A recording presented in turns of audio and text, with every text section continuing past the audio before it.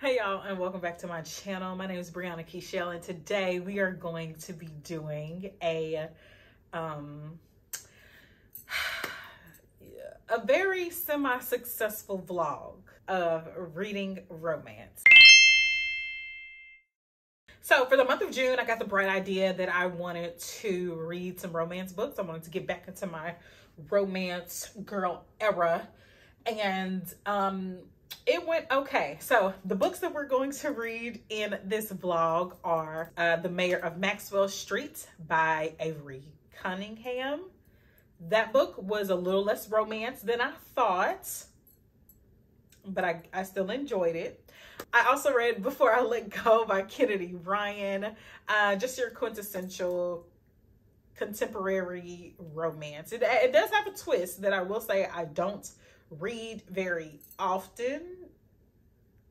It's about a divorced couple who's trying to figure out if they want to get back together or not. They did experience a devastating loss, and they are still running a business together, so they are still in close proximity with each other. They're also co-parenting two lovely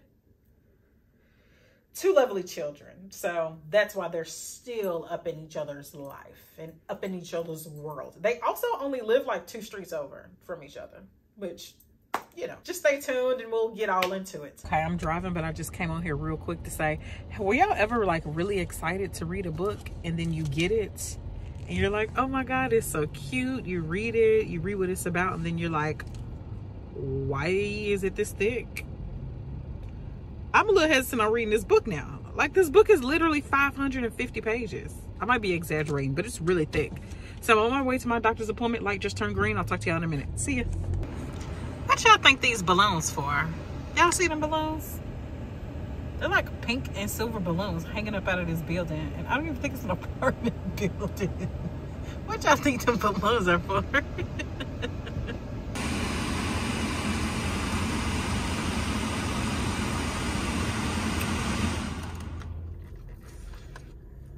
Okay, I'm not gonna be before y'all long because it's hot. What I was saying was, The Mayor of Maxwell Street is supposed to be about a black debutante in the early 1920s, I think, in either New York or Chicago. And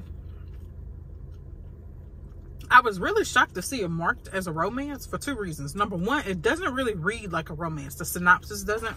I'm shocked it's marked as a romance because it's number one, really freaking long. Number two, the synopsis doesn't read like a romance. And number 3, anytime it's an African-American romance, they usually tag it as African-American, which I don't know if y'all know how I feel about that, but how I feel about that is like, it's kind of giving Jim Crow separate but equal. And when you take all of the African-American romance out of the romance section, then the romance section literally looks whitewashed, to put it lightly. So I'm really shocked that this was marked as a romance. I'm excited, but also I'm like, I'm really shocked. And when I say whitewash, I don't mean that in a bad way. It's just when you literally take African-American literature out of mystery, romance, historical fiction, when you take it out and you put it in one area, people can bypass it so much easier. And that's sometimes how I feel when I have to go to the African-American section. I'm glad we have our own section in a way to show our pride, but then at the same time, when I go to the romance section, there is no variation. There's no diversity. I'm not speaking for a lot of races, not just African-American, but that's one reason I was really shocked when I looked at the spine and saw that it was tagged as romance. So yeah, I got these salmon tacos from this little Jamaican spot. I really just wanted to run in to get like a really quick beef patty on my way to my other doctor's appointment. But they don't have beef patties. They're like so upscale. The thing about where I live is they be trying to make everything so upscale, child. It's a thing. So I got salmon and I got chicken, but I just only ate 1 taco right there. And since it was happy hour and they come in, like if I ordered the salmon, excuse me, I don't know why my nose is running, but if I ordered the salmon tacos, it came as an order of 2 and it was happy hour. So the salmon tacos were like $2 and the chicken were $3, or vice versa. So my whole bill was like maybe $10. And I still don't even know why. I need to look at it. But obviously the tip. And then they added gratuity. And I literally just walked in to get a to-go order. Didn't sit down. I did sit down. They were like, sit down, sit down, sit down. They were really cool. And they looked like they were having a good time. And I love that for them. Actually, I really love that for them. But other than that, I'm like, why are we paying gratuity on a walk-in order? Okay, whatever. But yeah, I'm finna head over to my next doctor's appointment. And I'll talk to you guys soon.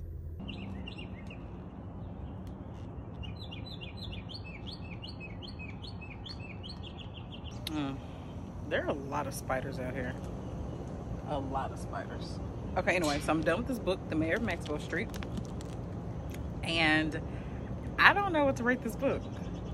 I do want to say that I'm pissed with the ending.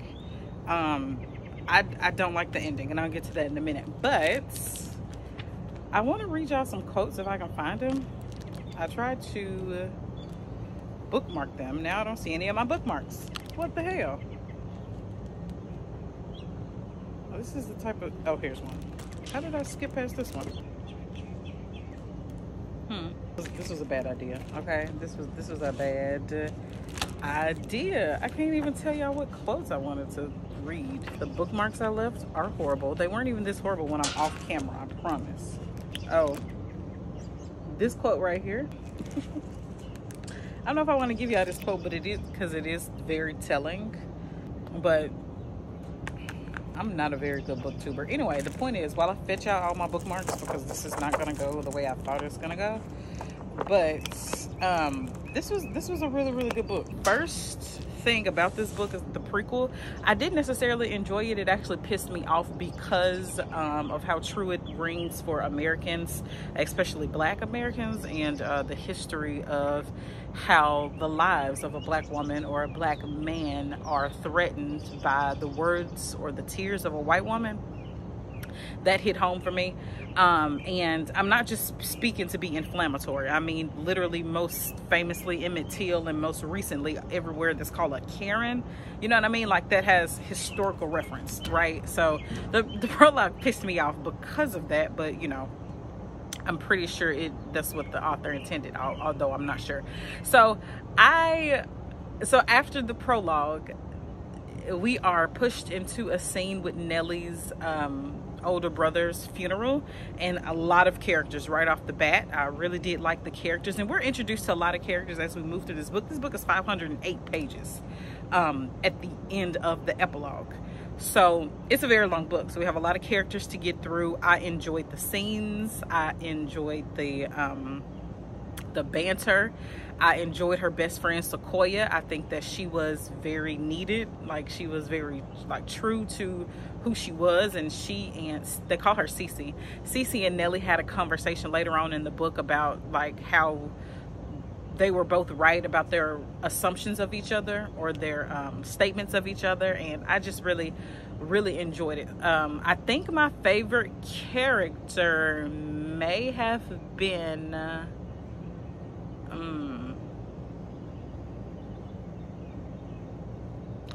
I don't know, because Nellie was getting on my nerves. She really was. I was just like, girl, let it go. You know, at some parts in the book I was like, it's not that serious. Just you can let it go. But of course then we wouldn't have the book. And it's not, I do want to say this though, it says romance. This is not a romance, like, by any stretch of the imagination. This is not a romance. This is a historical fiction, this mystery type thing. This isn't like, just because it ended where it ended does not make it a romance. I don't know who thought to do that. I don't know. I also don't like that. I did not like the ending. Like, this could have been a 5-star if it stuck the landing. Nothing about the ending, and I mean like the very last chapter and the epilogue. Why couldn't you stick the landing? That's all I'm saying.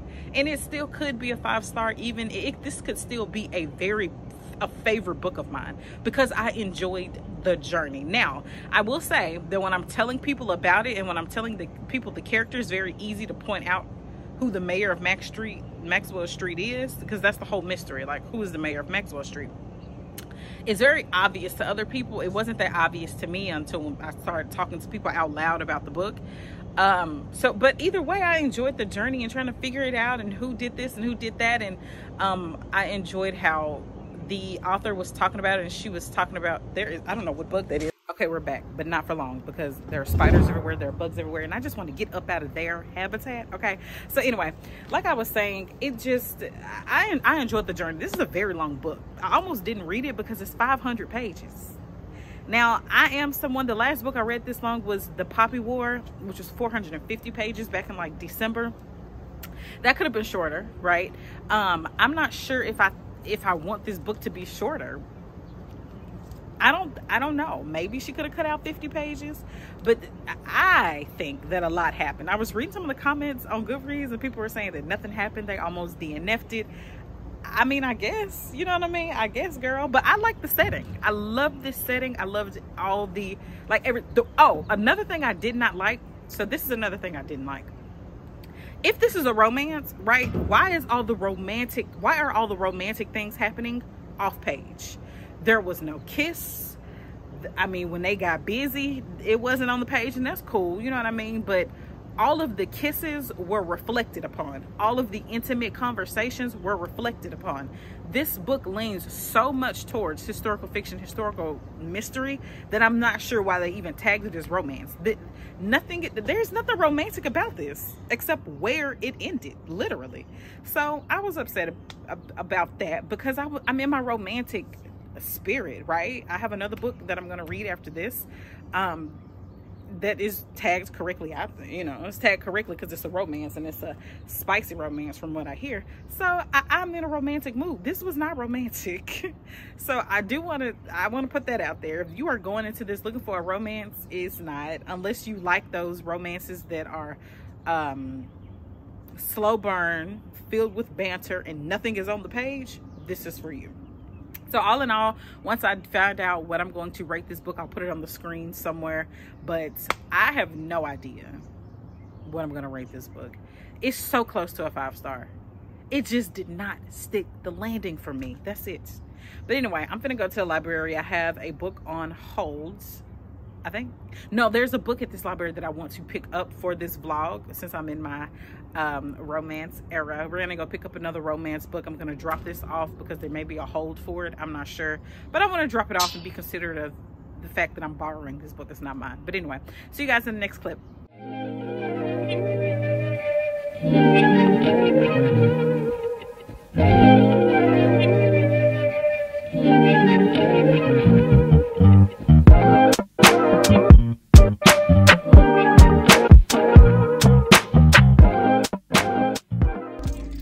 I don't know what's going on behind me, but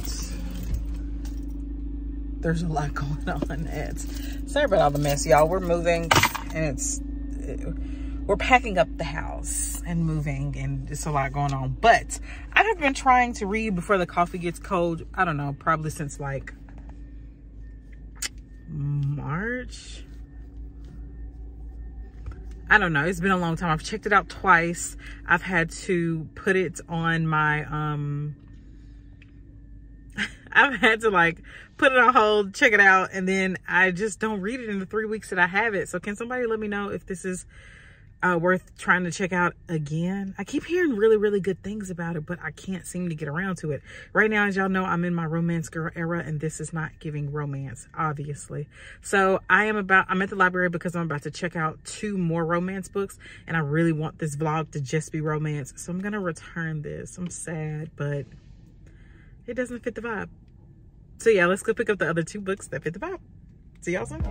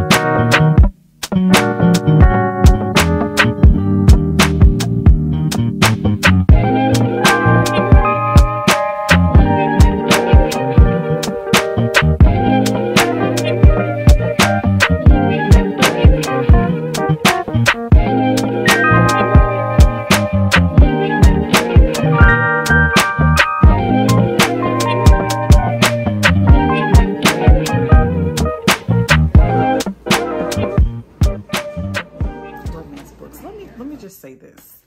Before I tell you guys that I'm not into romance, I want to be clear about how long I've been reading romance and how many different types of romance books I've read. I've read romantasy.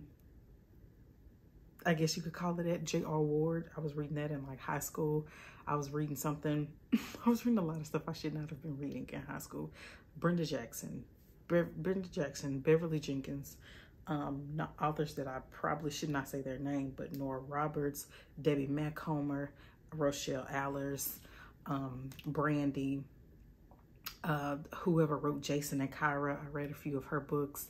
I have read J.R. Ward. I've read so many books, and those are just the ones that I can think of off the top of my head.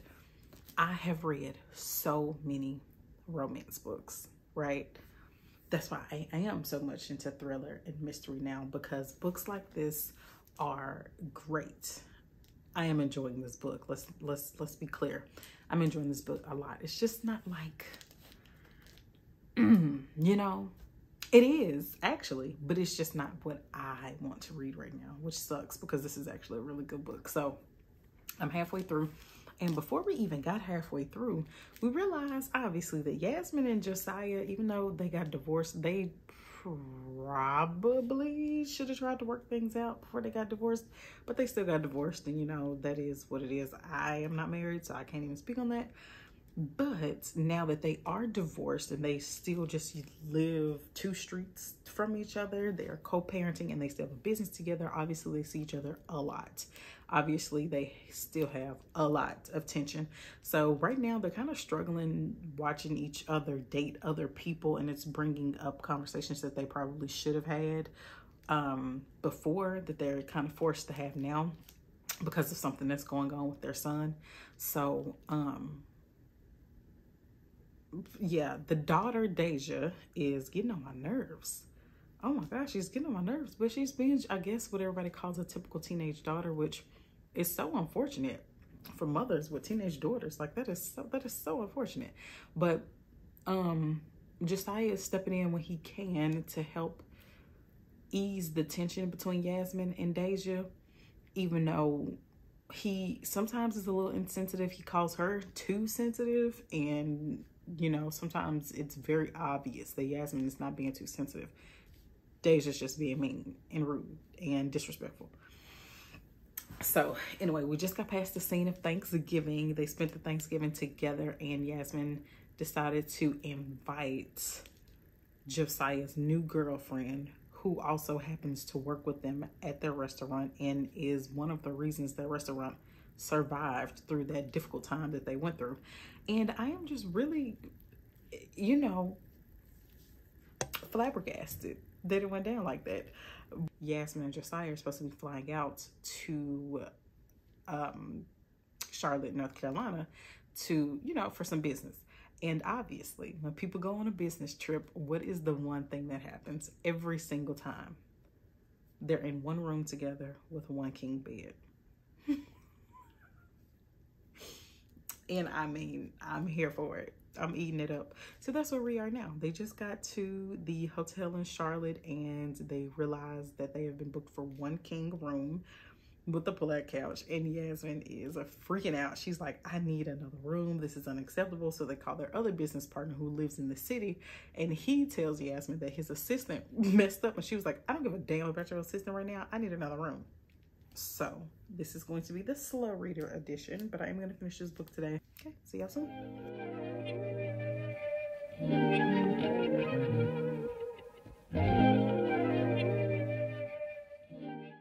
Okay, so this is everything that they're setting up for us right now. I don't know what any of this is. Obviously, that's where we cook the food, but like, good. It's so good. Thank you.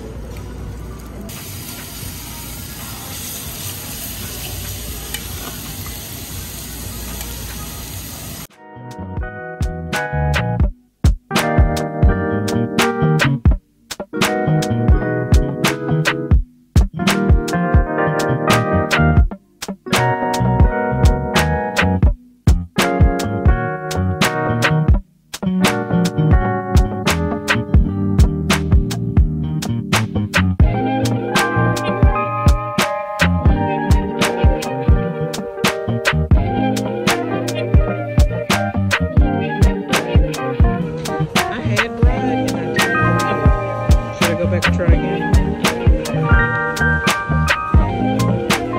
They have leather and marks. They have leather and marks.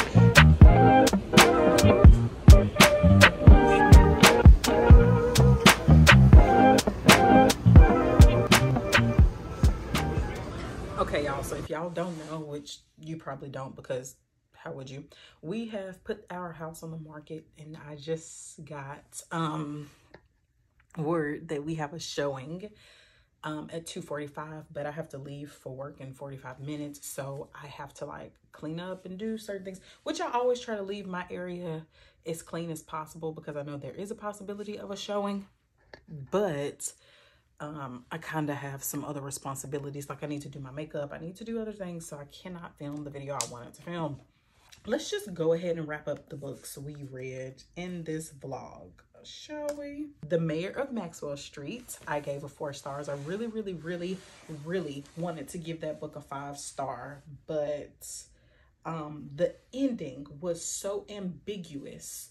And I have been trying to get my hands on that book so I can read the last sentence of that book again, because I feel like it gave me a clue as to what really happened. But I also heard the author speaking about maybe possibly leaving the door open for another book.